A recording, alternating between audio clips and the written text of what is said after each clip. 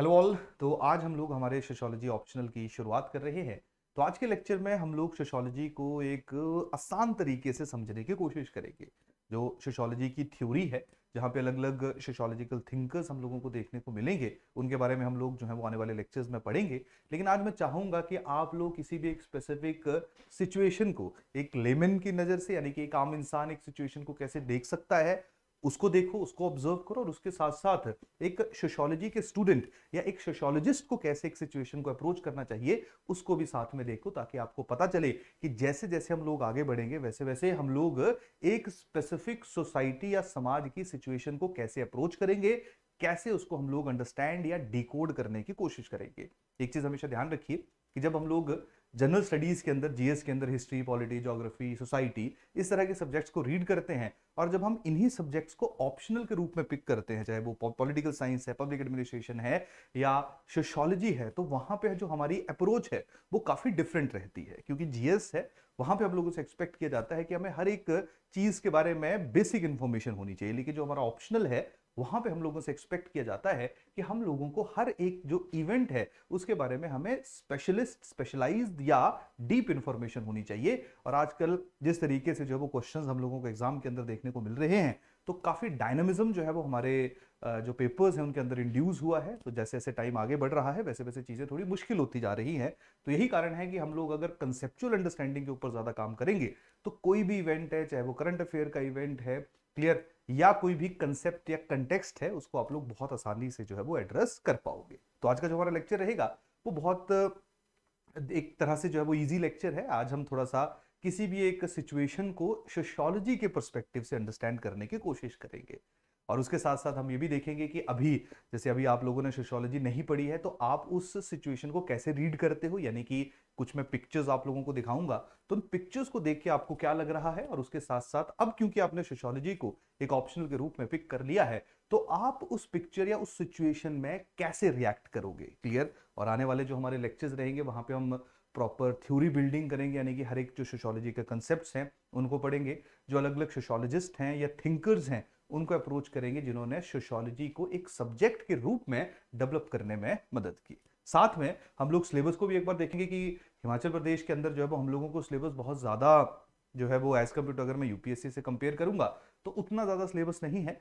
तो एचपीएस के अंदर जो सिलेबस है उसको हम अप्रोच करेंगे, और उसके साथ साथ आजकल जो चेंजिंग ट्रेंड्स हम लोगों को सोशियोलॉजी ऑप्शन के अंदर देखने को मिल रहे हैं उनको भी हम लोग जो है वो अंडरस्टैंड करने की कोशिश करेंगे, क्लियर। तो सबसे पहले जो है वो अगर मैं शुरुआत करूं सोशियोलॉजी ऑप्शनल की, तो आप सब लोगों को पता ही है कि हर एक ऑप्शनल के अंदर जो है वो हम लोगों को दो पेपर देखने को मिलते हैं। एक आपका पेपर 1 रहता है, और दूसरा जो है वो आपका पेपर 2 है। नॉर्मली जो सोशियोलॉजी है उसमें जो पेपर 1 है उसमें हम लोग थ्योरी बिल्डिंग को अंडरस्टैंड करते हैं, यानी कि जो सोशियोलॉजी है वो एक सब्जेक्ट के रूप में कैसे डेवलप हुआ, सोशियोलॉजी के अलग अलग कंसेप्ट्स क्या हैं, अलग अलग थ्योरीज जो डिफरेंट डिफरेंट सोशियोलॉजिस्ट के द्वारा दी गई वो कौन कौन सी हैं। और जो पेपर 2 रहेगा, उन्हीं थ्योरीज की एप्लीकेशन जो है वो हम लोग इंडियन कंटेक्स्ट में देखेंगे। इंडियन कंटेक्स्ट का मतलब है कि मान लो मैंने सोशल स्ट्रैटिफिकेशन का एक जो कंसेप्ट है वो, लेटर सपोज मैंने पेपर 1 के अंदर पढ़ा, तो उसी सोशल स्ट्रेटिफिकेशन को मैं इंडियन कंटेक्स्ट में जो है वो पढ़ूंगा, कहां पे, पेपर 2 के अंदर। जैसे मैंने अभी एक शब्द यूज किया, that is social stratification. Social stratification का मतलब क्या रहता है, जहां पे जो समाज है उसके अंदर हम लोगों को डिविजन्स देखने को मिलते हैं। चाहे वो मॉनेटरी बेसिस के ऊपर डिवीजन हो सकते हैं, वो कल्चरल बेसिस के ऊपर डिवीजन हो सकते हैं, वो पावर बेसिस के ऊपर डिवीजन हो सकते हैं, वो प्रेस्टीज बेसिस के ऊपर डिवीजन हो सकते हैं।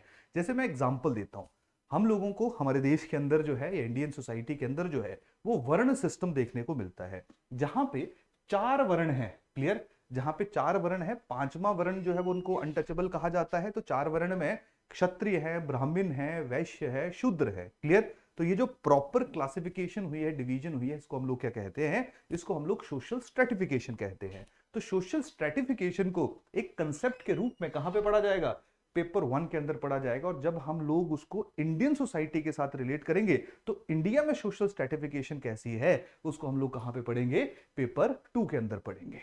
अब मैं ये चीज आप लोगों के साथ क्यों डिस्कस कर रहा हूं, देखिए, अगर मैं पिछले 2-3 सालों में जो रिजल्ट्स भी हमने देखे हैं या मार्क्स भी हमने देखे हैं, तो देखिए एक पैटर्न है, एक पैटर्न सोशियोलॉजी के अंदर क्या है कि जो पेपर वन है, जो थोड़ा सा मुश्किल लगता है बच्चों को क्योंकि कंसेप्ट है, पर इसकी एक खासियत क्या है कि एक बार अगर कंसेप्ट समझ आ गए तो आप लोगों को फिर उसको बार बार जो है वो पढ़ने की जरूरत नहीं है, क्योंकि आपकी अंडरस्टैंडिंग डेवलप हो चुकी होगी। जो पेपर टू है वो इजी इसलिए लगता है क्योंकि वो हमारे सोसाइटी की बात करता है, वो हमारे समाज की बात करता है, और हम लोग सब लोग कहीं ना कहीं जो है वो इसी समाज का हिस्सा है, तो उसकी अंडरस्टैंडिंग में हम लोगों को बहुत ज्यादा मुश्किल नहीं आती है। पर पेपर टू जो है वो बहुत ज्यादा करंट ओरिएंटेड है। यही कारण है हम लोगों ने देखा है कि पेपर वन के अंदर जो मार्क्स आ रहे हैं वो ज्यादा आ रहे हैं, और जो पेपर टू है वहां पे जो मार्क्स हम लोगों को देखने को मिल रहे हैं कंपैरेटिवली वो थोड़े कम देखने को मिल रहे हैं।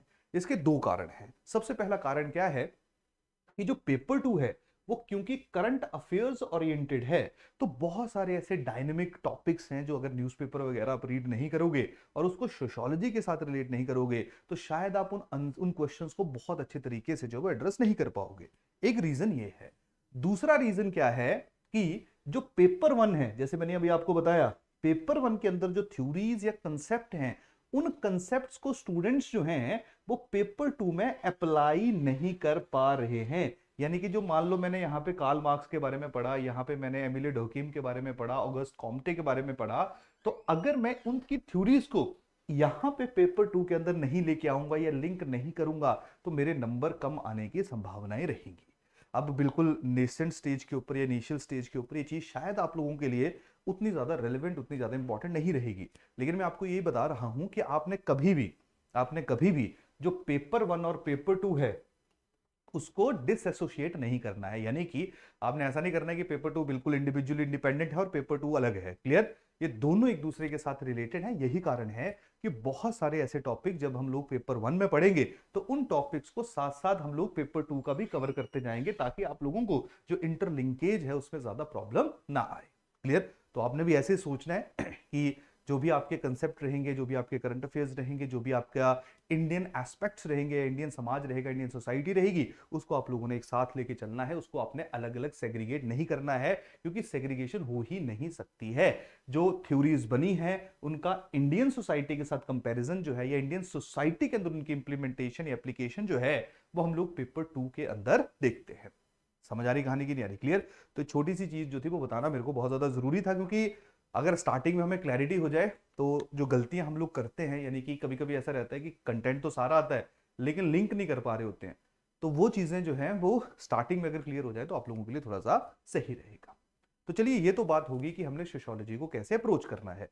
तो हमारा जो प्रिपरेशन स्ट्रैटेजी रहेगा उसमें हम पेपर वन से शुरू करेंगे, लेकिन जहां जहां मेरे को पेपर टू के कुछ टॉपिक्स को लेके आना होगा तो थोड़ी देर में मैं आपको सिलेबस भी बताऊंगा, जहां पे आप लोग देखोगे कि बहुत ज्यादा मैपिंग जो है वो पेपर वन और पेपर टू की होनी जो है वो होती हुई जो है वो आप लोगों को देखने को मिलेगी। यानी कि जो टॉपिक पेपर वन में है सेम टॉपिक पेपर टू में है, बस डिफरेंस क्या है, पेपर वन में हम उसकी थ्योरी पढ़ेंगे, उसका कंसेप्ट पढ़ेंगे, और पेपर टू में इंडियन कंटेक्स्ट में, इंडियन सोसाइटी में उसकी जो इंप्लीमेंटेशन, उसकी जो एप्लीकेशन, उसकी जो रिफ्लेक्शन हमें देखने को मिलती है हम लोग उसको एसेस करेंगे।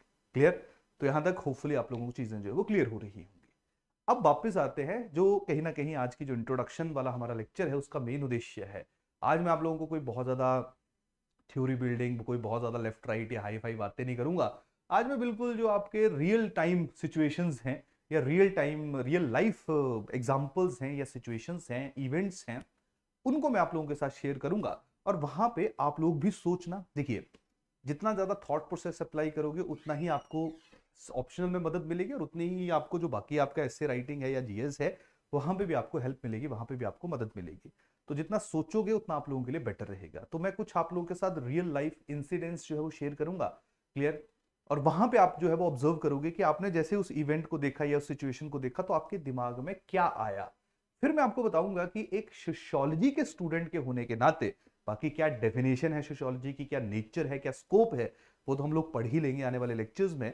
लेकिन आज मैं आपको एक सिचुएशन दूंगा, एक इमेज दिखाऊंगा, और आप मेरे उस इमेज को देख के बताओगे कि ये क्या आप उसको पढ़ रहे हो। और फिर मैं आपके साथ डिस्कस करूंगा कि जब आप सोशियोलॉजी को पढ़ोगे, उसको सोशियोलॉजिकल पर्सपेक्टिव से अप्रोच करोगे, तब आपने उसको जो है वो कैसे देखना है, कैसे उसने उसको आपने अप्रोच करना है। क्लियर? तो देखो, ये इमेज है, ये एक इमेज है, या एक इवेंट हो रहा है, या एक एक्शन हो रहा है, एक एक्टिविटी हो रही है। तो बताइए जरा, आपके दिमाग में क्या चल रहा है इस इमेज को देख के? आप लोग शायद या मैक्सिमम लोग यही देख रहे हैं कि सर ये तो चाय या कॉफी पी रही है। वैसे जिस तरीके से डिजाइन बना है उसको देख के तो लग रहा है कि शायद ये कॉफी पी रही है। क्लियर? तो मैक्सिमम लोग क्या करेंगे, वो देखेंगे अच्छा कि यार एक ये लड़की जो है या लड़का जो है वो कॉफी का कप जो है वो उसका धीरे धीरे जब उसको कंज्यूम कर रहा है या उसकी सिप ले रहा है। क्लियर? लेकिन जब सोशियोलॉजिस्ट इस स्पेसिफिक सिचुएशन या इस स्पेसिफिक एक्टिविटी को देखेगा तो देखो वो उसको कैसे अप्रोच करेगा। सबसे पहले तो वो देखेगा कि क्या एक्टिविटी हो रही है। तो वो देखेगा यार कि एक लड़की जो है वो कॉफी पी रही है। फिर अब वो प्रॉपरली इस पूरे के पूरी एक्टिविटी का जो इतिहास है, जो हिस्ट्री है, उसको एसेस करने की कोशिश करेगा कि अच्छा अगर ये कॉफी पी रही है तो ये कॉफी क्यों पी रही है। यानी कि अगर समाज के अंदर कोई एक्टिविटी हो रही है, कोई चाय पी रहा है, कोई कॉफी पी रहा है, कोई कुछ भी पी रहा है, तो वो एक्टिविटी हो क्यों रही है। क्लियर? देखिए, वैसे तो नॉर्मली क्या होता है कि जैसे मैं आप हम सारे के सारे लोग बैठे हुए हैं तो बोलते हैं ना, पूछते हैं कि अच्छा आप बताइए क्या पियोगे, अच्छा आप चाय लोगे, कॉफी लोगे, पानी लोगे, नींबू पानी लोगे, क्या पियोगे आप। तो हर एक इंसान बताता है ना यार कि मैं कॉफी पीऊंगा, मैं चाय पीऊंगा, मैं पानी पीऊंगा या मैं वो भी पीऊंगा। तो आसान भाषा में हर एक इंडिविजुअल का अपना अपना एक बिहेवियर होता है। तो सोशियोलॉजी जो है वो उसी बिहेवियर को अंडरस्टैंड करने की कोशिश करती है कि अगर अच्छा इसने कहा या यहाँ पे 10 लोग बैठे थे इनमें से सबने कहा कि हम कॉफी पियेंगे, तो ये क्यों कह रहे हैं कि वो कॉफी पियेंगे। तो सोशियोलॉजी हर तरह का जो आंसर है उसको ढूंढने की कोशिश करती है। पहला कि कोई इवेंट अगर हो रहा है, कोई एक्टिविटी अगर हो रही है, तो वो एक्टिविटी हो क्यों रही है, क्या रीजन है उसका। दूसरा, ये एक्टिविटी जो हो रही है ये इतने लंबे टाइम तक क्यों परसिस्ट कर रही है। तीसरा, इस एक्टिविटी में क्या कोई चेंज हमें देखने को मिल रहा है। तो चेंज क्या है, जहां पे चाय कॉफी लोग पहले घर पे पिया करते थे, आजकल आप लोग ये जो कहा ना कोई चाय सुट्टा बार या इस तरह की जो फ्रेंचाइजी हैं चाय की, या स्टारबक्स हो गया, क्लियर, इस तरह का जो कॉफी वगैरह के जो बड़े बड़े आउटलेट्स हैं वो भी आप लोग जो है उनको देख रहे हो। तो कहीं ना कहीं जो चाय की या कॉफी की कंजम्पशन है उसमें भी हमें बहुत ज्यादा चेंजेस जो है वो देखने को मिल रहे हैं। तो मैं जो आपको समझाने की कोशिश कर रहा हूं वो यही है कि जब एक सोशियोलॉजिकल स्टूडेंट या एक सोशियोलॉजिस्ट इस स्पेसिफिक सिचुएशन को देखेगा तो वो उसके सराउंडिंग जो एक्टिविटीज हैं उनको भी प्रॉपरली एसेस करेगा। तो सबसे पहले तो उसके दिमाग में यही क्वेश्चन आएगा कि जो कॉफी है इसको ये इंडिविजुअल या ये जो लड़की है ये पी क्यों रही है, क्या उसका रीजन है।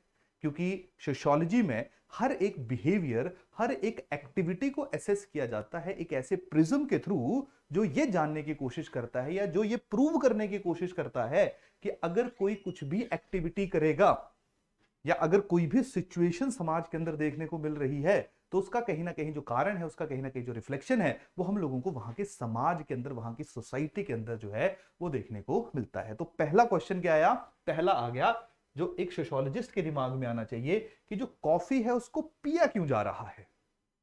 दूसरा, अच्छा ये जो कॉफी है क्या ये अलग अलग सोसाइटी या अलग अलग लोगों के बीच में कोई रिलेशन एस्टेब्लिश कर रही है या कर पाती है या नहीं कर पाती है। क्या ये जो कॉफी है क्या उसका कोई इंपैक्ट हम लोगों को, हमारे समाज, हमारी सोसाइटी के ऊपर देखने को मिलता है या नहीं देखने को मिलता है।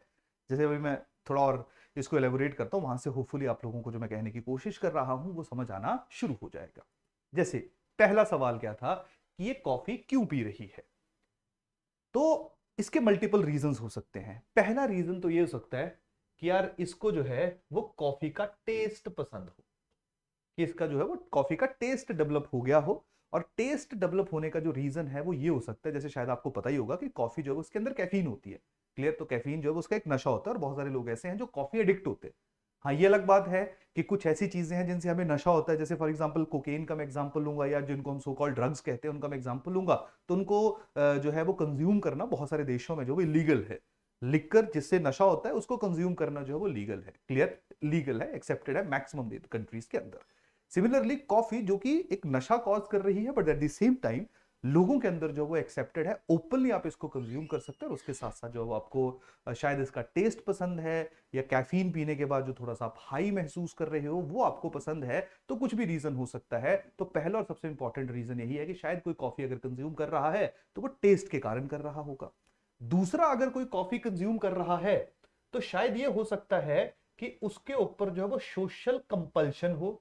सोशल कंपल्शन का मेरा मतलब क्या है कि जैसे बहुत बार होता है ना कि अच्छा चलो यार स्टारबक्स चलते हैं, क्लियर। अब वहां पे चले तो गए, अब वहां पे तो अब ऐसा थोड़ी है ना कि वहां बोलोगे कि यार मेरे को दूध में शक्कर मिला के दे दो या चीनी मिला के दे दो, चाहे आपको वहां पे लिखी हुई जो कॉफीज है उनके बारे में पता भी ना हो। लेकिन जैसे आप कॉफी पीने चले गए, क्लियर, या मीटिंग करने चले गए, तो आजकल ये जो स्टारबक्स वगैरह है या जितने भी कॉफी आउटलेट्स बने हुए हैं, क्लियर, वहां पे कहीं ना कहीं एक कंपल्शन हो जाती है कि अच्छा आप जा रहे हो एक एक्टिविटी का परफॉर्म करने जा रहे हो, तो चलो अच्छा यार कॉफी पी के आते हैं। तो समाज जो है वो एक कंपल्शन जो है वो किसी के ऊपर जो है वो डालता है, तो चाहे वो हाई या टेस्ट के लिए पी रहे हो, चाहे आप सोशल कंपल्शन के लिए पी रहे हो, ये वन ऑफ द रीजंस हो सकते हैं कि शायद ये लड़की जो है या ये स्पेसिफिक एक्टिविटी जो है वो हम लोगों को परफॉर्म होती हुई देखने को मिल रही है। पहली बात। दूसरी बात कि जो कॉफी है, क्लियर, क्या उसका रिलेशन हम लोग इस ये जो स्पेसिफिक एक्टिविटी हो रही है जहां पे एक लड़की कॉफी पी रही है, क्या हम इसका रिलेशन जो है वो किसी और के साथ एसोसिएट कर सकते हैं, या इसका कोई हिस्टोरिकल बैकग्राउंड जो है वो एक्सट्रैक्ट कर सकते हैं यार कि कॉफी पीने की जो शुरुआत है वो कब हुई होगी, क्यों लोगों ने जो वो कॉफी पीना शुरू किया होगा। अगर थोड़ा सा आप लोगों ने ज्योग्राफी वगैरह पढ़ी होगी तो मैं आपको बता देता हूं, ये जो कॉफी प्रोडक्शन है, जो कॉफी प्रोड्यूस हो रही है, अब देखो इसमें भी डिफरेंस है। जो कॉफी प्रोड्यूस हो रही है और जो कॉफी कंज्यूम हो रही है, इसमें बहुत डिफरेंस है। डिफरेंस का मतलब क्या है मेरा, कि कॉफी की जो प्रोडक्शन है वो काफी गरीब देशों में हो रही है, जैसे मिडिल ईस्ट एशिया में हो रही है, अफ्रीकन नेशन में हो रही है, क्लियर, या कॉफी जो है वो आप लोगों को लैटिन अमेरिका में प्रोड्यूस होती हुई देखने को मिलती है, जो कंपैरेटिवली गरीब देश हैं, गरीब कंट्रीज हैं। और जो कंजम्पशन है कॉफी की, वो ज्यादा हम लोगों को कहां पे देखने को मिल रही है, वो देखने को मिल रही है हम लोगों को डेवलप्ड नेशंस में। जैसे यूरोप में कॉफी की बहुत ज्यादा कंजम्पशन है, इवन दो वहां पे हमें जो वो कॉफी उतनी ज्यादा प्रोड्यूस होती हुई देखने को नहीं मिलती है जितनी बाकी एरियाज में, जिनका थोड़ी देर पहले मैंने जिक्र किया। अमेरिका में कॉफी की कंजम्पशन जो है वो बहुत ज्यादा है। तो कॉफी जो है वो समाज के अंदर एक पैटर्न को भी हम लोगों को दिखाने की कोशिश कर रही है कि कॉफी नॉर्मली वहां पे ज्यादा पॉपुलर है या एक्सेप्टेड ड्रिंक है जो रिच नेशंस हैं, डेवलपिंग नेशंस है, फॉर एग्जांपल यूरोप हो गया या आपका अमेरिका हो गया। और कॉफी की जो प्रोडक्शन है वो उन कंट्रीज में हो रही है, वो उन देशों के अंदर हो रही हैं जो रिलेटिवली पुअर नेशंस हैं, क्लियर। जैसे मैं अफ्रीकन नेशंस की बात कर लूंगा, लैटिन अमेरिकन नेशन की बात कर लूंगा, middle east Asia, central Asia की बात कर लूंगा। समझ आ रही कहानी की नहीं आ रही, क्लियर। तो यहां पे मैंने देखा कि यार जो कॉफी है ये एक और मेरे को समाज के बारे में बता रही है कि यहां पे जो consumption and production of coffee है उसमें भी काफी ज्यादा वेरिएशन है। तीसरा, क्या कॉफी का कोई इंपैक्ट हम लोग जो है वो देख पा रहे हैं या नहीं देख पा रहे हैं। तो आजकल हम लोग देख रहे हैं कि जहां जहां, या क्योंकि जैसे जैसे टाइम आगे बढ़ रहा है वैसे वैसे जो कॉफी की डिमांड है वो बहुत ज्यादा इंक्रीज हो रही है, क्लियर। और कॉफी की डिमांड इंक्रीज होने का मतलब है कि मैक्सिमम फॉरेस्ट जो है वो काटे जा रहे हैं जहां पे कॉफी प्रोड्यूस हो रही है, जिसके कारण जो है एनवायरमेंट के ऊपर काफी नेगेटिव इंपैक्ट पड़ रहा है। तो कहानी समझिए क्या हो रहा है कि सोशियोलॉजिस्ट जो है वो सिर्फ एक छोटी सी एक्टिविटी, सिर्फ एक छोटी सी एक्टिविटी को कैसे अंडरस्टैंड करने की कोशिश कर रहा है। वो देख रहा है कि ये कंज्यूम क्यों हो रही है, वो देख रहा है कि क्या इसका को जो ओरिजिन है ये कब हुआ, इसका कारण क्या है। तो जैसे मैंने आपको बताया कि जब कोलोनाइजेशन होनी शुरू हुई उसके बाद हम लोग देखते हैं कि कॉफी की कंजम्पशन ये जो यूरोपियन नेशन है या जो अमेरिकन कंट्रीज हैं वहां पे ज्यादा होती हुई देखने को मिली, जब इन लोगों ने उन एरियाज को एक्वायर किया जिन एरियाज में जो है वो कॉफी की प्रोडक्शन हुआ करती थी, क्लियर। और आज ऐसा स्थिति है कि समाज में जहां से कॉफी प्रोड्यूस हो रही है वो उतने ज्यादा रिच नेशंस नहीं है जितने ज्यादा वो हैं जहां पे कॉफी को कंज्यूम किया जा रहा है। और साथ में क्योंकि कॉफी की डिमांड बढ़ रही है तो हम लोग देख रहे हैं कि कहीं ना कहीं ये एनवायरमेंट के ऊपर जो है इसका इंपैक्ट हमें देखने को मिल रहा है। तो इसको हम लोग कहते हैं दैट इज सोशियोलॉजिस्ट इमेजिनेशन, कि जब सोशियोलॉजिस्ट एक एक्टिविटी, एक इवेंट को परफॉर्म करते हुए या होते हुए देखता है तो उसका जो माइंड है वो 360 डिग्री घूमना शुरू हो जाता है, जहां पे वो हर एक चीज को अंडरस्टैंड करने की कोशिश करता है कि ये क्यों है, कैसे है, क्यों परसिस्ट कर रही है, क्या चेंज अगर इसमें हो सकता है तो वो चेंज क्या हो सकता है। क्लियर। देखो जब कॉफी, अब तो चलो फिर भी ठीक हो गया थोड़ा सा, नहीं तो पहले तो ऐसा होता था कि कॉफी जो है वो जो सेंट में खरीदी जा रही है उसको जो है वो $1000 में जो वो बेचा जा रहा है, क्लियर। तो वो ऑटोमेटिकली समाज के अंदर जो है वो इनइक्वालिटी इंड्यूस कर रही है, जो मैंने आपको बताया कि प्रोड्यूसर एंड कंज्यूमर्स जो कंट्रीज हैं उनमें हम लोगों को देखने को मिलती है। तो सिर्फ एक कॉफी के ऊपर जो है, सिर्फ एक कॉफी के ऊपर जो है एक आपके मिल्स हुए, राइट मिल्स हुए, क्लियर, सोशियोलॉजिस्ट थे। उन्होंने जो है वो एक अपना थ्योरी दिया था जिसको हम लोग सोशियोलॉजिकल इमेजिनेशन का नाम देते हैं, और उस तरीके से एक स्पेसिफिक एक्टिविटी को इतने मल्टीपल तरीके से अंडरस्टैंड करने की कोशिश की गई। समझ आ रही कहानी की नहीं आ रही? ठीक है, तो एक छोटा सा एग्जांपल है। चलो एक और फोटो दिखाता हूं आपको। अब देखो क्या आपका दिमाग चल रहा है। ये लो, डिप्रेशन। डिप्रेशन जो हम लोग अपने समाज के अंदर जो है वो बहुत ज्यादा देख रहे हैं। तो बहुत सारे लोग ऐसा एज्यूम करते हैं कि अगर मान लो कोई डिप्रेस्ड है या कि कोई डिप्रेशन का शिकार है तो होता क्या है। अब मान लो ये एक इमेज है, क्लियर। यहाँ पे एक इंसान जो है, एक इंडिविजुअल जो है, वो डिप्रेशन का शिकार है। तो जैसे अब आपने अगर इस इमेज को देखा तो आप लोगों ने क्या इस इमेज को देख के ऑब्जर्व किया? क्या सोचा आपने? आपने सोचा यार एक बैठा हुआ है जिसने सर पे हाथ रखा है जो डिप्रेशन का मरीज है, क्लियर। तो इसका क्या सोल्यूशन हो सकता है? इसको एक काम करो, इसको जो साइकोलॉजिस्ट है उसके पास लेके जाओ। साइकोलॉजिस्ट जो है इसकी साइकोलॉजी को अंडरस्टैंड करेगा और इसको बताएगा कि आपने कैसे जो है वो डिप्रेशन से बाहर निकल के आना है। नॉर्मली लोग इस इमेज को देख के, इस सिचुएशन को देख के इसी तरह से रिएक्ट करते हैं। लेकिन जो सोशियोलॉजिस्ट है, जो सोशियोलॉजी का स्टूडेंट है, वो इस स्पेसिफिक इमेज को ऐसे नहीं अंडरस्टैंड करेगा। सोशियोलॉजी का जो स्टूडेंट है वो देखेगा कि यार ये जो इंडिविजुअल डिप्रेशन है, जो एक इंसान को डिप्रेशन हो रहा है, कहीं ना कहीं इसके लिए जो सोसाइटी है, जो समाज है, वो रिस्पॉन्सिबल होगा। या समाज के अंदर, सोसाइटी के अंदर कुछ ऐसा ट्रेंड होगा, कुछ ऐसा पैटर्न होगा जो कहीं ना कहीं इंडिविजुअल डिप्रेशन को इन्फ्लुएंस कर रहा होगा। जैसे मैं आपको एक एग्जांपल देता हूं। लंदन के अंदर जो है वो 1970s के आसपास जो है वो एक स्टडी हुई। वहां पे एक पैटर्न ऑब्जर्व किया गया कि जो वुमेन है उनमें जो डिप्रेशन का रेट है वो बहुत ज्यादा हाई है। 60s 70s की बात है, 70 ना 60 से लेकर 80 के बीच की बात है कि वुमेन के अंदर जो डिप्रेशन है वो बहुत ज्यादा देखने को मिल रहा है। तो वहां पे जो है वो सोशियोलॉजिस्ट ने उसको अंडरस्टैंड करने की कोशिश की। देखिए साइकोलॉजिस्ट देख रहा है कि अच्छा इसको प्रॉब्लम है तो वो क्यों है। लेकिन अब आप खुद सोचिए कि अगर यही डिप्रेशन की जो प्रॉब्लम है वो लाखों लोगों को है, करोड़ों लोगों को है, तो उसका कारण अब ऐसा तो नहीं हो सकता ना कि हर एक इंडिविजुअल को आप लोग जो वो पिक करो। तो कहीं ना कहीं उसका जो कारण है वो सोसाइटी से एक्सट्रैक्ट करने का कोशिश किया जाता है, क्योंकि सोशियोलॉजी हमेशा ये बिलीव करती है कि जो भी इंडिविजुअल बिहेवियर है वो इसलिए है क्योंकि समाज ने, सोसाइटी ने उसको वैसा सिखाया है या उसने सोसाइटी से वो चीज देखी है। तो अगर वो सोसाइटी के उस रीजंस को आइडेंटिफाई कर लो कि अच्छा ऐसा हो क्यों रहा है, तो शायद उस प्रॉब्लम को सॉल्व करना आसान हो जाएगा। इवन तो मैं आपको पहले क्लियर कर देता हूं, जो सोशियोलॉजी है उसका काम प्रॉब्लम सॉल्व करना नहीं है। उसका काम क्या है? एक इवेंट, एक एक्टिविटी हुई, उसको सोसाइटी, समाज के साथ रिलेट करना कि वो क्यों हो रही है, और उस बिहेवियर को, उस सोशल बिहेवियर को डिकोड करना जिसके कारण वो हमें एक्टिविटी या वो इंडिविजुअल एक्सप्रेशन होता हुआ देखने को मिल रहा है। जैसे मैं आपको एग्जांपल दे रहा हूं, कैसे। तो जब लंदन में स्टडी हुई कि यार वुमेन के अंदर जो है वो डिप्रेशन बहुत ज्यादा है 70s और 80s के बीच में, तो वहां पे सोशियोलॉजिस्ट ने स्टडी किया और उन्होंने एक चीज ऑब्जर्व की। उन्होंने कहा यार कि जो वुमेन लंदन में रह रही है, यानी कि अर्बन एरिया में रह रही हैं, सबसे पहली प्रॉब्लम क्या है? सबसे पहली प्रॉब्लम तो इकोनॉमिक इशू है। इकोनॉमिक इशू क्या है? क्योंकि लंदन एक कॉस्टली शहर है, महंगा शहर है, तो हमेशा आप लोग जो है एक टेंशन में रहते हो कि आपको जॉब चाहिए ही चाहिए।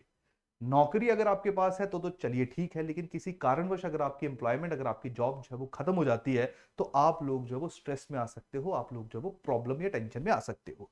तो पहली चीज उन्होंने ऑब्जर्व की कि जो वुमेन है, इन पे जो वर्क प्रेशर है, वर्क स्ट्रेस है, वो इतना ज्यादा है, क्योंकि अगर ये काम नहीं करेंगे तो शायद ये उस जो सिटी लाइफ है, जो कॉस्टली लाइफ है शहरों की, उसको ये कभी भी बर्दाश्त ही नहीं कर पाएंगी। तो पहला रीजन इन्होंने ढूंढा कि जो अर्बन एरियाज में इकोनॉमिक स्ट्रेस है वो एक कारण है। दूसरा, इन्होंने देखा कि यार जो शहर है वहां पे वुमेन जो है वो आइसोलेशन के अंदर रह रही हैं।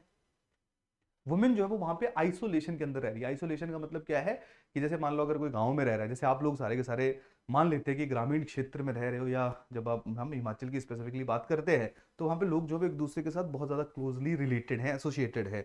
तो आप लोग एक दूसरे से बात करते रहते हो, अगर आपको कोई परेशानी या प्रॉब्लम है दूसरे के साथ साझा करते हो। लेकिन शहरों में हमें ऐसी चीज़ देखने को नहीं मिलती है। जब हम लोग जो है वो शहरी क्षेत्रों में आते हैं, अर्बन एरियाज में आते हैं, तो हम किसी को नहीं जान रहे होते, कमरा ले लेते हैं, वहीं पे रहते हैं, तो जो टेंशन है, परेशानियां है, वो नॉर्मली हमें खुद ही झेलनी पड़ती है। और वुमेन में डिप्रेशन इसलिए भी ज्यादा था क्योंकि मान लो अगर कोई वुमेन शादी करके भी आई है तो उसका जो हस्बैंड है वो पूरे का पूरा दिन जो है वो जॉब में बिजी रहेगा, और वुमेन जो है वो अकेली अपना जीवन जो है वो यहाँ पे जीने की कोशिश करेगी।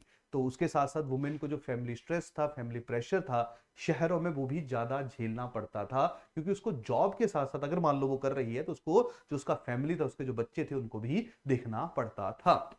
तो वुमेन जो थी वो ज्यादा बैकवर्ड या ज्यादा डिसएडवांटेज सिचुएशन में थी, और उसके साथ साथ बहुत सारी ऐसी जॉब थी जो वुमेन के लिए, या जो वुमेन जहां पे अलाउ नहीं थी, जिसके कारण वुमेन के लिए जो एम्प्लॉयमेंट की अपॉर्चुनिटीज थी वो भी बहुत ज्यादा रिस्ट्रिक्टेड थी। और ये मल्टीपल कारण थे, ये मल्टीपल उस अर्बन लाइफ के फीचर्स थे, अर्बन कम्युनिटी की ऐसी कैरेक्टरिस्टिक्स थी जिनके कारण हम लोगों को लंदन के अंदर जो है वो डिप्रेशन बहुत ज्यादा देखने को मिल रहा था। तो हुआ क्या कि डिप्रेशन आप लोगों ने देखा कि इंडिविजुअलिस्टिक है, लेकिन सोशियोलॉजिस्ट ने कहा कि जी ऐसा नहीं है, वो अर्बन सोसाइटी के अंदर जो वुमेन प्रॉब्लम फेस कर रही है ये वन ऑफ द रीजन है जिसके कारण जो है वो डिप्रेशन है, इसको सॉल्व कर दो। सोशियोलॉजिस्ट नहीं कहते, लेकिन अगर आप इसको इसको कोई सॉल्व कर देगा, सरकार सॉल्व कर देगी, तो शायद जो डिप्रेशन के केसेस हैं वो भी हम लोगों को कम होते हुए देखने को मिलेंगे।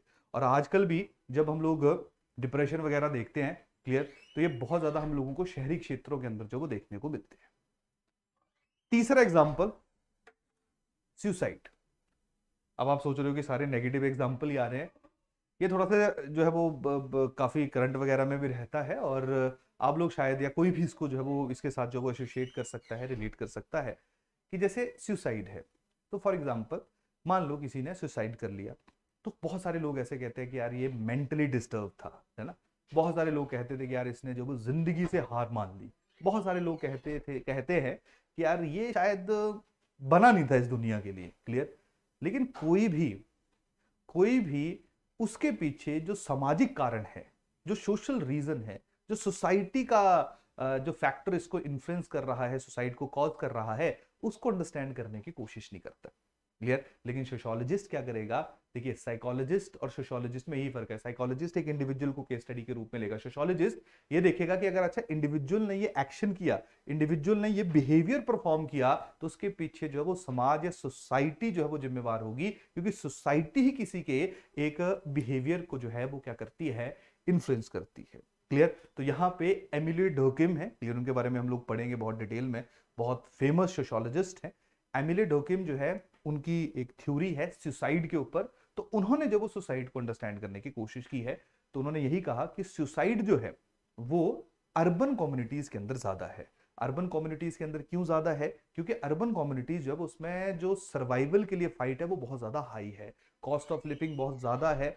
उसके साथ साथ जो अर्बन कम्युनिटी है उसमें लोग आइसोलेशन में रहते हैं, बहुत ज्यादा रिलेशन नहीं बनते हैं, क्लियर। और फैमिलीज जो है उनमें बहुत प्रॉब्लम रहती है, डाइवोर्स रेट बहुत ज्यादा हाई है, इंसान जो है वो डिप्रेशन में रह रहा है, और जिसके कारण जो है वो कहीं ना कहीं सुसाइड जो है वो हमें ज्यादा देखने को मिलते हैं। और आज भी अगर मैं बात करूंगा, क्योंकि ना ये जो एमिली डर्किम थी, इन्होंने उस जमाने में आज से 150 साल के आसपास जो है उन्होंने जब स्टडी की, तो उन्होंने देखा यार कि जो इंग्लैंड है वहां पे सुसाइड रेट बहुत ज्यादा है। और इंग्लैंड उस टाइम पे इंडस्ट्रियल रिवोल्यूशन हुई थी, और इंग्लैंड जो है वो काफी अच्छा कर रहा था, काफी रिच और पावरफुल नेशन जो है वो माना जाता था। जो स्कैंडिनेवियन कंट्रीज थी वहां पे भी बहुत ज्यादा जो है वो सुसाइड की केसेस थे। लेकिन जो डेवलपिंग नेशंस थे, अमेरिकन या अफ्रीकन कंट्रीज थी, एशियन कंट्रीज थी, वहां पे सुसाइड रेट जो है वो उतना ज्यादा नहीं था, क्योंकि वहां पे रूरल कम्युनिटी थी, लोग एक दूसरे के साथ रहते थे, उतनी ज्यादा एस्पिरेशंस नहीं थी, उतनी ज्यादा एक्सपेक्टेशंस नहीं थी। और कहीं ना कहीं अगर आप लाइफ में बहुत ज्यादा फाइनेंशियली सक्सेसफुल नहीं हो पा रहे हो, तो आपको कोई, या आप जो है वो खुद को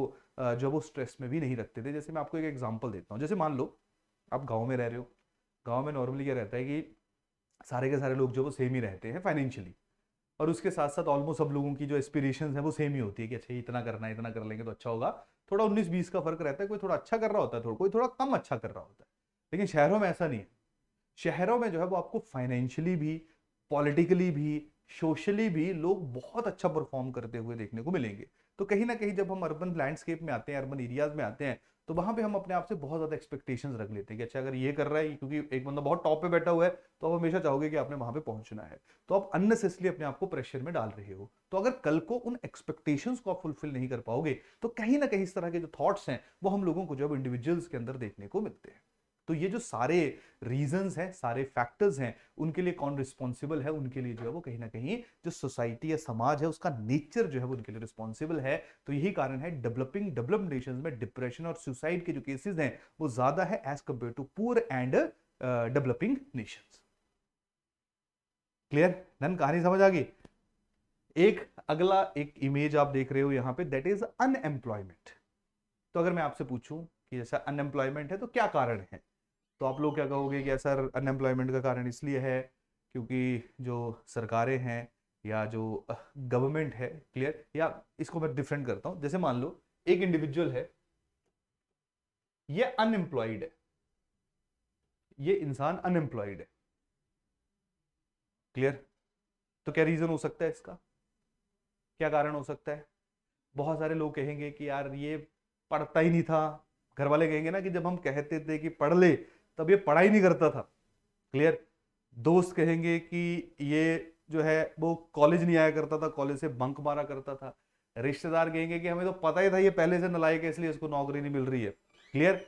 तो अनएम्प्लॉयमेंट अगर है तो नॉर्मली नॉर्मली क्या होता है, इंडिविजुअल को दोषी ठहराया जाता है कि यार इसी की गलती है, ना पढ़ाई की ना लिखाई की ना सो के नहीं उठता है, सोए रहता है 24 घंटे। क्लियर? तो कहीं ना कहीं अनएम्प्लॉयमेंट के लिए नॉर्मली जब है ना कोई, अगर आप अपने घर वालों से पूछ लो फॉर एग्जाम्पल, क्लियर, तो कहीं ना कहीं जो दोष ठहराया जाता है वो इंडिविजुअल को दिया जाता है कि इससे नहीं हो रहा। बट रियलिटी में अब अगर आप खुद सोचोगे, खुद सोचो यार, आज ऐसी हालात जरूर है कि मान लो अगर किसी एरिया की पॉपुलेशन जो है वो 1 करोड़ है, तो मिनिमम आप लोगों के, तो मैंने बहुत कम बोल रहा हूं मैं आपको, मिनिमम आप लोगों को 1 लाख अनएम्प्लॉयड लोग जो है वो देखने को मिलेंगे। तो क्या 1 लाख के लाख लोग नकारे हैं सारे? नहीं जी, ऐसा नहीं है। यहां पे मल्टीपल रीजन जो है वो समाज के अंदर रिस्पॉन्सिबल हो सकते हैं जिनके कारण हम लोगों को अनएम्प्लॉयमेंट देखने को मिल रही है। वो क्या हो सकते हैं? सरकार नकारी हो सकती है। वो क्या हो सकते हैं? जो लोग हैं उनमें स्किल डेवलपमेंट नहीं हो रही है जिसकी रिक्वायरमेंट है। क्या हो सकते हैं? पैसा नहीं है उस एरिया या समाज के अंदर जिनसे जो वो लोगों को वो जो है वो एम्प्लॉयमेंट दे सके। तो जो सोशियोलॉजी अनएम्प्लॉयमेंट के क्राइसिस को अंडरस्टैंड करेगी तो वो सारे के सारे जो होराइजंस हैं उनको ओपन करेगी और वहां से अंडरस्टैंड करने की कोशिश करेगी कि ऐसा क्यों हो रहा है। समझ आई कहानी की नहीं? ठीक है। इकोनॉमी क्या करेगी? इकोनॉमी तो देखेगी अच्छा इकोनॉमिकली हम कैसे पैसा इन्फ्यूज कर सकते हैं जिससे अनएम्प्लॉयमेंट जो है उसको, उसका जो प्रॉब्लम उसको टैकल किया जा सके। लेकिन जब सोशियोलॉजी इसको देखेगी तो सोशियोलॉजी इसको इकोनॉमिक, सोशल, पॉलिटिकल हर एक पर्सपेक्टिव से जो है इस प्रॉब्लम को एनालाइज करेगी और हमें बताएगी कि ये क्यों है और कैसे। अब क्यों बता दिया, अब कैसे इसको सॉल्व करना है वो पॉलिसी मेकर जो उसको अपने आप देखेगा और उसको सॉल्व करने की कोशिश करेगा। तो होपफुली ये जो मैं आप लोगों के साथ एग्जाम्पल शेयर कर रहा हूं, यहां से आप लोगों को थोड़ा सा आइडिया लग रहा होगा कि जो सोशियोलॉजी है उसके अंदर हम किन किन चीजों को अप्रोच करते हैं, किन किन चीजों को पढ़ते हैं और कैसे जो है वो हम लोग अपनी अंडरस्टैंडिंग को डेवलप करते हैं, अपनी अंडरस्टैंडिंग को बिल्ड करते हैं। समझ आएगा नहीं? क्लियर? तो अब जो डेफिनेशन ऑफ सोशियोलॉजी है, क्या ना क्या कंसेप्ट है, वो आने वाले लेक्चर में थोड़ा सा आज भी हम लोग पढ़ेंगे। लेकिन मेरा जो मेन मकसद था वो ये था कि आप लोगों ने अब हर चीज को जो है वो सोशियोलॉजी बोलते हैं ना कि सोशियोलॉजिकल पर्सपेक्टिव से देखो, पर पता नहीं होता है कि what is the meaning of sociological perspective, क्योंकि सोशियोलॉजी जो है इट्स ऑल अबाउट पर्सपेक्टिव। और सोशियोलॉजी में जो पर्सपेक्टिव है उनका जो होराइजन है वो बहुत ब्रॉड है। जैसे इकोनॉमी में जब मैं पर्सपेक्टिव देखता हूं तो मेरा पूरा होराइजन पैसों पे रहता है, मैं उसी डोमेन में देखता हूं। पॉलिटी में सिर्फ पॉलिटिकल देखता हूं, लेकिन सोसाइटी में मैं ब्रॉड देखता हूं जहां पे जितने भी मल्टीपल डायमेंशंस होते हैं वो एक स्पेसिफिक सिचुएशन के लिए कैसे रिस्पॉन्सिबल हैं उनको मैं एक जगह के ऊपर इकट्ठा करने की कोशिश करता हूं। जैसे अब मैं आपसे एक सवाल पूछता हूं, आप लोग आजकल देख रहे हो है ना कि गैंग वॉर जो है वो बहुत ज्यादा है। गैंग वॉर तो क्या है कि गैंगस्टर्स जो है वो बहुत ज्यादा एक्टिव हो गए होते हैं। और आप लोग ये भी देखते हो कि कैसे गैंगस्टर को जो वो ग्लोरीफाई किया जाता है ना, होता है ना कि यूट्यूब पे वीडियो चल रहे हैं, फेसबुक पे चल रहे हैं, गैंगस्टर के फेसबुक पेज हैं, वहां पे वीडियो बना रहे हैं, डाल रहे हैं, एंजॉय कर रहे हैं, डरा रहे हैं, धमका रहे हैं। तो सबसे बड़ी बात है कि कोई भी एक इंडिविजुअल जो है वो किसी भी एक गैंग को क्यों ज्वाइन करेगा? आप सोचो जरा, शाबाश। कोई भी एक इंडिविजुअल जो है वो किसी गैंग को, गैंगस्टर जो है वो क्यों बनता है? क्लियर? बताइए, शाबाश, सोचिए। कुछ लोग सोच रहे होंगे कि जी पैसों के लिए बनता है, कुछ लोग सोच रहे होंगे कि यार जो पावर है उसके लिए बनता होगा। क्लियर? तो नॉर्मली नॉर्मली जब कोई भी एक इंडिविजुअल किसी भी गैंग को ज्वाइन कर रहा है तो पर्सपेक्टिव हर एक का अपना अपना है। तो सोशियोलॉजिकल पर्सपेक्टिव क्या है कि जो समाज है, जो सोसाइटी है, वहां पे जो इंडिविजुअल गैंगस्टर बनता है, नो डाउट कुछ लोग जो उसको एनवी भी करते हैं, क्लियर, उसको अच्छा नहीं मानते हैं, लेकिन बहुत सारे लोग जो वो गैंगस्टर बनना है क्योंकि पावर तुम्हारे पास आ गई तो उसको वो रिस्पेक्ट की नजरों से देखते हैं। और यही कारण था कि 1990s वगैरह में जो है वो गैंगस्टर कल्चर, स्पेसिफिकली बॉम्बे वगैरह की अगर मैं बात करूंगा, तो वहां पे हमें बहुत ज्यादा देखने को मिलता था, क्योंकि गैंगस्टर होने का मतलब है कि आप किसी गैंग के साथ जुड़े हो तो आप ऑलरेडी स्ट्रांग हो गए, पावरफुल हो गए, लोग आपसे डरेंगे। और कहीं ना कहीं ये नॉर्मल एक ह्यूमन बिहेवियर है जहां पे हर कोई चाहता है कि उसके आगे जो है वो लोग नतमस्तक हों। क्लियर नन, कहानी समझ आ रहा नहीं आ रहा? तो सोशियोलॉजी में हम लोग जो है वो एक पर्सपेक्टिव मैंने आप लोगों के साथ शेयर किया। कुछ कहेगा कि यार पैसों की बहुत जरूरत है, जैसे मैक्सिको वगैरह की बात करें तो पॉवर्टी बहुत ज्यादा है, गरीबी बहुत ज्यादा है, उसके कारण जो है वो लोग जो है वो गैंग्स को ज्वाइन कर रहे हैं।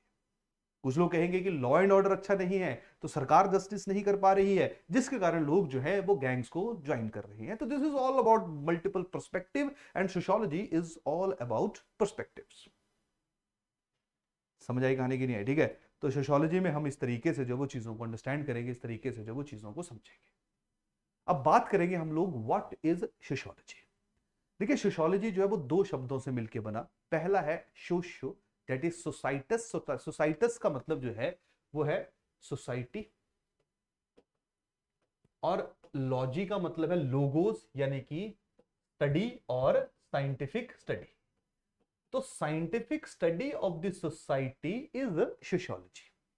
अब इसके पीछे भी बहुत कहानी है। नेक्स्ट लेक्चर में हम लोग इमर्जेंस ऑफ सोशियोलॉजी के बारे में डिस्कस करेंगे। वहां पे हम लोग देखेंगे कि सोशियोलॉजी जो है वो कैसे इमर्ज हुआ, क्लियर, सोशियोलॉजी जो वो कैसे जो है वो आगे बढ़ा, क्लियर, सोशियोलॉजी एक सब्जेक्ट के रूप में, क्योंकि देखिए सोशियोलॉजी कोई ऐसा नहीं है पॉलिटिकल साइंस की तरह की बहुत पुराना है, क्लियर। सोशियोलॉजी जो है वो अभी हमें मतलब मैं बात करूंगा आपको 19th सेंचुरी में ही सोशियोलॉजी जो है वो एक फ्रेंच सोशियोलॉजिस्ट हुआ करते थे जिनका नाम था ऑगस्ट कॉम्ट। August Comte. तो ऑगस्ट कॉम्ट जो थे, इन्होंने सबसे पहले जो है वो सोशियोलॉजी शब्द का जिक्र किया, क्योंकि जब ऑगस्ट कॉम्ट थे तो ये वो वाला टाइम था जहां पे हम लोगों को यूरोपियन सोसाइटी के अंदर जो है वो साइंटिफिक रेवोल्यूशन देखने को मिल रही थी, यानी कि वहां पे ह्यूमन जो है वो हर एक चीज को साइंस के जरिए जो वो सॉल्व करने की कोशिश कर रहा था। तो वहीं पे ऑगस्ट कॉम्ट ने कहा कि यार जो सोशियोलॉजी है उसको भी हम साइंस के रूप तरह जो है अप्रोच कर सकते हैं। साइंस का मतलब क्या होता है? साइंस का मतलब होता है जब कोई भी एक एक्टिविटी अपने आप को बार बार रिपीट करे, क्लियर। जो मैंने लिख दिया वो प्रूवन फैक्ट है, वो ट्रुथ है। जैसे अगर मैं इस पेन को छोड़ूंगा तो कहां जाएगा? ऊपर आ जाएगा, नीचे जाएगा? ऑब्वियस बात है वो नीचे जाएगा। क्यों? क्योंकि ग्रेविटेशनल फोर्स जो इसको अपनी तरफ खींच रही है। तो that is science, that is truth, clear. तो साइंस जो उसमें कोई भी एक इवेंट जो एक बार लिख दिया वो मल्टीपल टाइम अपने आप को एग्जैक्टनेस के साथ जो वो रिपीट कर सके, दैट इज साइंस। तो उन्होंने कहा कि यार जो सोसाइटी है उसको भी अगर हम जो है वो अंडरस्टैंड कर लेंगे, जैसे मैंने आपको बताया कि सुसाइड के बारे में एमिली डर्किम क्या लिख रहा है कि ऐसा समाज जहां पे अर्बनाइजेशन है, आइसोलेशन है, प्रेशर है, इकोनॉमिक डिस्ट्रेस है, वहां पे सुसाइड रेट जो है ऑटोमेटिकली ज्यादा होगा। तो वो हर जगह हमें देखने को मिलेगा। तो ये सिचुएशन हर जगह रिपीट होती हुई देखने को मिल रही है। तो अगस्त कॉम्ट जो है वो कह रहे थे कि सोशियोलॉजी जो है उसको साइंस मानना चाहिए। वैसे इसके ऊपर भी हम लोग डिस्कस करेंगे कि सोशियोलॉजी साइंस है या नहीं है, लेकिन सबसे पहले जो जिनको फादर ऑफ सोशियोलॉजी भी कहा जाता है, दैट इज अगस्त कॉम्ट। इन्होंने ही जो सोशियोलॉजी शब्द है, सोशियोलॉजी वर्ड है, इसको क्वाइन किया था। समझ आई कहानी? क्लियर। तो सोशियोलॉजी में हम लोग सोसाइटी को प्रॉपरली अंडरस्टैंड करते हैं। वहां पे हम लोग देखते हैं कि किस तरीके से जो वो सोसाइटी इंडिविजुअल बिहेवियर को इन्फ्लुएंस कर रही है, और कभी कभी जो इंडिविजुअल बिहेवियर है ना वो भी सोसाइटी को इन्फ्लुएंस कर सकता है, वो भी रिवर्स हो सकता है। रिवर्स कैसे हो सकता है? जैसे एक सोशियोलॉजिस्ट है, क्लियर, तो उनकी एक स्टोरी छोटी सी मैं आप लोगों को बता देता हूं। एक फीमेल सोशियोलॉजिस्ट थी, क्लियर, वो लेस्बियन थी। तो होपफुली लेस्बियन का मतलब है कि है ना सेम सेक्स जो है वो उन दोनों के है ना दो लोगों के बीच में जो थी वो अटैचमेंट थी। तो कहानी क्या थी कि ये जो सोशियोलॉजिस्ट थी ये पहले सिटी में रहा करती थी, यूएसए के एक शहर में रहा करती थी। फिर इन्होंने डिसाइड किया कि चलिए ठीक है, हम लोग जो है वो रूरल एरियाज या जो हमारा सेमी अर्बन एरिया है वहां पे मूव करते हैं। तो सबर्ब्स थे, यानी कि सेमी अर्बन एरिया था, वहां पे ये जो कपल है ये मूव कर गया, ये कपल यहाँ पे मूव कर गया। तो इनके किसी फ्रेंड ने एक बार इनसे पूछा कि अच्छा पहले तो आप शहरों में रहा करते थे, तो बताइए जरा कि शहरों में जो आपको एक कपल के रूप में, सेम सेक्स कपल के रूप में एक्सेप्ट किया जाता था या नहीं किया जाता था, और इसको कंपेयर करो जो आप सेमी अर्बन एरिया में जो है वो मूव हुए हो, तो वहां पे आपका कैसा एक्सपीरियंस है। तो फिर वो सोशियोलॉजिस्ट जो है वो ये कहती हैं कि देखिए ऐसा है कि नो डाउट सिटी में भी लोग हमें बहुत ज्यादा ओपनली एक्सेप्ट तो नहीं करते थे, लेकिन वहां पे लोग हमारे इंटरनल मैटर में इंटरफेयर नहीं करते थे, कि हमें नजरों से देखा तो करते थे हमें, लेकिन हमारा जो प्राइवेट स्पेस था उसमें ज्यादा इंट्रूजन नहीं होती थी, यानी कि हम लोग आराम से जो है वो शहर में रह पाते थे, रह सकते थे। लेकिन जैसे ही हम लोग जो है वो सेमी अर्बन एरिया में गए, जहां पे सोसाइटी जो है वो ऑर्थोडॉक्स है थोड़ी सी, सोसाइटी जो वो कनेक्टेड है, क्योंकि जितना छोटा शहर होगा या आपका गांव होगा, वहां पे समाज या सोसाइटी जो है वो उतनी ही ज्यादा कनेक्टेड होगी, और जितनी ज्यादा कनेक्टेड होगी तो वो किसी भी एक स्पेसिफिक सिचुएशन के ऊपर कॉमन जो बिहेवियर है उनका वो है ना, कि यार ये तो अच्छा काम नहीं कर रहे हैं, ये गलत है, ऐसा नहीं होना चाहिए, ये धर्म के विरोधी है, ये कल्चर खराब कर देंगे, बच्चों के ऊपर गलत इंप्रेशन पड़ेगा। तो इस तरीके से ये जो सेमी अर्बन एरिया था वहां पे जब ये शिफ्ट हुए, तो उनको जो कल्चरल कनेक्टिविटी थी उस एरिया की, उसके कारण बहुत ज्यादा परेशानियों का सामना करना पड़ा। लोग जो है वो इनको काफी ह्यूमिलिएट किया करते थे, बहुत ज्यादा टॉन्ट इनके ऊपर जो वो मारा करते थे, तो उनकी जिंदगी जो थी वो थोड़ी सी मुश्किल होनी शुरू होगी। तो अब उन्होंने डिसाइड किया कि इनके पास दो ऑप्शन थे, या तो ये वापस सिटी में चले जाते, या यहीं पे ही रह के लोगों को इस स्पेसिफिक सिचुएशन से जागृत करना शुरू करते। तो इन्होंने क्या किया, इन्होंने एक एक्सपेरिमेंट किया, इन्होंने जो वहां के चर्च थे, क्लियर, उनके साथ मिलके उनको समझाया कि ये स्पेसिफिक सिचुएशन जो है वो क्यों है, और आप लोगों को इसको एक्सेप्ट करना चाहिए। चर्च ने भी उनको जो है वो हेल्प की, स्पेसिफिक स्ट्रेट गे एसोसिएशन बनी, उनकी कॉन्फ्रेंसेस होनी शुरू की, जहां पे गेज कपल भी आ रहे थे, लेस्बियन भी आ रहे थे, और उसके साथ साथ जो हैं वो जो स्ट्रेट लोग हैं, क्लियर, वो भी आ रहे थे, यानी कि जो अपोजिट सेक्स की तरफ अट्रैक्ट होते हैं, उनको समझाने की कोशिश की कि ऐसा क्यों हो रहा है। धीरे धीरे धीरे उस समाज के अंदर जो वो एक चेंज ऑब्जर्व किया गया, जहां पे लोगों ने इनको जो है वो सेमी अर्बन एरिया में भी एक्सेप्ट करना शुरू कर दिया। तो ये क्या एग्जाम्पल था, ये था कि कैसे, ये था कि कैसे जो सोशल बिहेवियर है या किसी का एक बिहेवियर है वो सोसाइटी के ऊपर डिपेंडेंट होता है, और कभी कभी कैसे कोई एक इंडिविजुअल या ग्रुप ऑफ पीपल जो है वो समाज या सोसाइटी के बिहेवियर को भी चेंज कर सकते हैं। तो सोशियोलॉजी जो है वो इस प्रॉपर या पूरे का पूरा जो अंडरस्टैंडिंग है, या पूरे का पूरा जो इस स्पेसिफिक जो मैंने आपको एक एग्जांपल भी दिया, इसके थ्रू जो है वो सोशियोलॉजी को हम लोग अंडरस्टैंड करते हैं। This is all about sociology, कि जहां पे कैसे सोसाइटी ने बिहेवियर को इन्फ्लुएंस किया, कभी कभी इंडिविजुअल बिहेवियर जो वो सोसाइटी को भी जो है वो रिफॉर्म कर देता है। जब हम लोग नेक्स्ट लेक्चर में इमर्जेंस ऑफ सोशियोलॉजी पढ़ेंगे, तो वहां से जो है वो आप लोगों को इसके बारे में पता चलेगा। समझ आई कहानी की नहीं है, ठीक है। तो सोशियोलॉजी बेसिकली स्टडी किसका है, ह्यूमन बिहेवियर का, सोशल ग्रुप्स का। सोशल ग्रुप्स हम सब लोगों के लिए जरूरी हैं। मैरिज जो है एग्जांपल ऑफ सोशल ग्रुप है, या सॉरी फैमिली जो है वो एग्जांपल ऑफ सोशल ग्रुप है। फैमिली हर एक इंसान को ही नीड है एक दूसरे के साथ रहना, और यही फैमिली जो है उसके बारे में भी हम लोग यहाँ पे स्टडी करेंगे।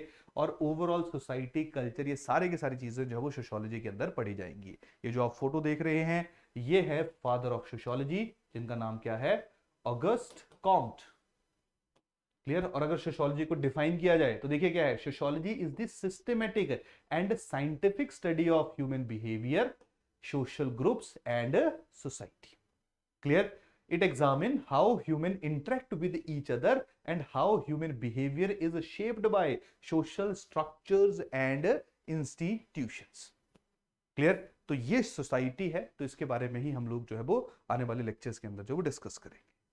और अगला हमारा टॉपिक था, जिसको मैंने जो स्टार्टिंग की फोटोज थी जो मैं आपको समझा रहा था, वो बेसिकली सोशियोलॉजिकल इमेजिनेशन के बारे में था। और सोशियोलॉजिकल इमेजिनेशन का जो कंसेप्ट है वो सी राइट मिल्स के द्वारा जो वो दिया गया। तो जो चाहे मैं कॉफी वाली कहानी आप लोगों के साथ डिस्कस कर रहा हूं, या है ना जो मैंने कॉफी वाली स्टोरी डिस्कस की करी, that is all about sociological imagination, कि आप एक स्पेसिफिक इवेंट को कैसे इंटरलिंक कर रहे हो अलग अलग डायमेंशंस के साथ, उसकी हिस्ट्री के साथ, उसकी बायोग्राफी के साथ, उसकी जो है वो इकोनॉमी के साथ, है ना, मल्टीपल नेशंस के बीच में रिलेशंस के साथ, उसके इम्पैक्ट के साथ। तो जो कॉफी वाला एग्जांपल था, that is all about sociological imagination. जो इवन मैंने आप लोगों के साथ अनएम्प्लॉयमेंट का भी एग्जांपल दिया, वो भी इनडायरेक्टली देख रहे थे ना हम लोग कि यार ये रीजन हो सकता है, मल्टीपल फैक्टर्स हो सकते हैं, that is also all about sociological imagination, clear. तो यही कहते हैं the sociological imagination enables us to grasp history and biography and the relation between the two within society, this is the task and it's the promise, clear. और sociology जो है वो basically sociological imagination के ऊपर जो बहुत ज़्यादा आधारित है, क्योंकि यहाँ पे हम लोग हर एक एस्पेक्ट के साथ जो है वो सोशियोलॉजी को अंडरस्टैंड करने की कोशिश करते हैं। जब सी राइट मिल्स के द्वारा सोशियोलॉजिकल इमेजिनेशन जो है उसकी थ्योरी प्रपोंड की गई, तो वहाँ पे इनकी है ना रेपुटेशन के कारण इजिली इनको एक्सेप्ट नहीं किया गया। लेकिन आज जब हम लोग बात करते हैं तो सोशियोलॉजिकल इमेजिनेशन जो है वो मॉडर्न जो सोशियोलॉजिस्ट है उनके लिए एक काफ़ी जो है वो एक काफ़ी इन्फ्लुएंसिंग थ्योरी का जो है वो काम करती है। क्लियर? तो that is your sociological imagination and what is sociology. तो होपफुली आप लोगों को इसके बारे में जो वो बेसिक आइडिया लग गया होगा। बाकी नोट्स के अंदर स्टार्टिंग में यही दिया हुआ है। तो हम लोग देखते हैं अभी कि हमारा सिलेबस जो है वो क्या है। तो देखिए, पेपर 1 की अगर मैं बात करूंगा तो वहां पे सबसे पहले जो सोशियोलॉजी के बेसिक कंसेप्ट्स हैं, सोशल स्ट्रक्चर है, इंडिविजुअल सोसाइटी है, अलग अलग इंस्टीट्यूशंस हैं, फैमिली वगैरह हैं, स्ट्रेटिफिकेशंस हैं, रूरल सोसाइटी है, अर्बन सोसाइटी है, ट्राइबल सोसाइटी है, पायनियर्स इन सोशियोलॉजी है, यानी कि जो थिंकर्स हैं, जो मेन हमारा टॉपिक रहेगा, सोशल चेंज है, जो मैंने अभी आपको एग्जांपल दिया, सोशल चेंज है, किसी जमाने में सती प्रथा जो थी वो यहाँ पे एक्सेप्टेड थी, अभी जो है वो नहीं एक्सेप्टेड है। सोशल चेंज है कि पहले हम लोग बहुत ऑर्थोडॉक्स सोसाइटी हुआ करते थे, लेकिन मिडिल है ना यूरोपियन सोसाइटी में 16-17 सेंचुरी में हम लोग जब एक रेवोल्यूशन देख रहे हैं जहाँ पे समाज के अंदर बहुत ज़्यादा चेंज है। ज़्यादा दूर क्यों रहना है, अगर आप आज अपने ग्रैंड पेरेंट्स के साथ अपने आप को कंपेयर करोगे तो उनका जो कल्चर, उनका जो सोच, उनका जो बिहेवियर है उसमें और अपने बिहेवियर में भी आप चेंज एक देखोगे। कैसे साइंस एंड टेक्नोलॉजी और सोसाइटी जो एक दूसरे के साथ रिलेटेड हैं, कैसे पॉपुलेशन और सोसाइटी हैं, क्या उनके इश्यूज हैं, वो सारे के सारे जो वो पेपर 1 के अंदर पढ़े जाएंगे। और इसी को ही हम लोग जो है वो इंडियन सोसाइटी के साथ रिलेट करेंगे। देखिए, जब स्ट्रक्चर्स आ गया तो देखिए इसके साथ इसको पढ़ा जाएगा। इंस्टीट्यूशंस में इंडियन बेसिक इंस्टीट्यूशंस कौन कौन से हैं, स्ट्रेटिफिकेशन के साथ जो है वो हम लोग इंडियन कास्ट सिस्टम पढ़ेंगे। टाइप्स ऑफ सोसाइटी में इंडियन रूरल सोसाइटी पढ़ी जाएगी। सोशल चेंज यहाँ भी पढ़ रहे हैं, सोशल चेंज इंडियन कंटेक्स्ट में यहाँ पढ़ा जाएगा। पावर स्ट्रक्चर को यहाँ देखा जाएगा, और उसके साथ साथ क्या क्या सोशियोलॉजी से रिलेटेड इंडिया में इश्यूज एंड प्रॉब्लम्स हैं उनको भी हम लोग जो वो कवर करेंगे। तो बहुत ज्यादा इंटररिलेशन, ऑलमोस्ट ऐसा मान लो कि जो हम यहाँ पढ़ेंगे उसका इंडिया में एप्लीकेशन जो हम लोग पेपर 2 के अंदर देखेंगे। क्लियर? तो ये हमारा पेपर 2 है। बुक्स वगैरह जो वो आपने ज़्यादा नहीं पढ़नी है, क्योंकि हम लोग जो है वो नोट्स आपको देंगे ही, लेकिन फिर भी अगर आपने कोई किताब पढ़नी होगी तो ये किताब ले लेना आप। एक बुक है essential sociology by Nitin Sangwan, इसको साथ साथ पढ़ सकते हो, और उसके साथ जो इग्नू BA MA का मटेरियल है वो भी आप पकड़ सकते हो। कंसेप्चुअल क्लैरिटी जो इनमें काफ़ी अच्छी दी गई है। वैसे इनमें से जो इंपॉर्टेंट और रेलिवेंट फैक्ट होंगे, इन्फॉर्मेशन होगी, वो हम लोगों ने जो अपने नोट्स के अंदर डाली हुई है, लेकिन फिर भी ऑप्शनल में थोड़ा सा रहता ये जरूर है कि थोड़ा सा आपका नॉलेज जो है वो थोड़ा एक्स्ट्रा होना चाहिए। क्लियर? आपको चीज़ों के बारे में जो ज़्यादा आइडिया होना चाहिए, ज़्यादा जो है वो पता होना चाहिए, तभी आप लोगों की जो जर्नी है वो थोड़ी सी आसान रहती है। क्लियर? और जितना पढ़ोगे उतना आप लोगों के लिए बेस्ट रहेगा। तो मैं आपको रिकमेंड करूंगा कि एटलीस्ट जो एसेंशियल सोशियोलॉजी है उसको एक बार जब वो रीड कर लेना। नहीं तो अभी ये क्या कर सकते हैं, अभी लेक्चर देखिए, नोट्स बनाइए, दिसंबर तक हम सारा सिलेबस खत्म कर देंगे। उसके बाद जब टेस्ट सीरीज आएगी, 2 महीने का टाइम होगा जनवरी फरवरी का, तो वहां पे टेस्ट सीरीज भी करिए, और उसके साथ साथ ये जो नितिन सांगवान वाली किताब है इसको भी पढ़िए। इसके अलावा आपने बहुत ज़्यादा लेफ्ट राइट जो नहीं पढ़ना है। हिमाचल में थोड़ा सिलेबस जो हमारा कम रहता है, तो यही कारण है कि हम धीरे धीरे चलेंगे, लेकिन आपने कोशिश करनी है या इंश्योर करना है कि जो हमारी स्पीड होगी उसको एटलीस्ट आपने मैच करना है। ये हमने इसलिए किया क्योंकि GS और जो ऑप्शनल उनको साथ साथ लेके जाना जो आप लोगों के लिए थोड़ा सा मुश्किल हो जाता है। तो चलिए, नेक्स्ट लेक्चर में हम लोग मिलते हैं, तब हम लोग जो है वो डिस्कस करेंगे इमर्जेंस ऑफ सोशियोलॉजी, और उसके बाद सोशियोलॉजी का नेचर, स्कोप, उसका कंपैरिजन, उनको अलग अलग लेक्चर्स में जो है वो कवर करेंगे। तो इसी के साथ आज का जो सेशन है उसको करते हैं खत्म। नेक्स्ट लेक्चर में मिलते हैं, तब तक के लिए थैंक यू, धन्यवाद।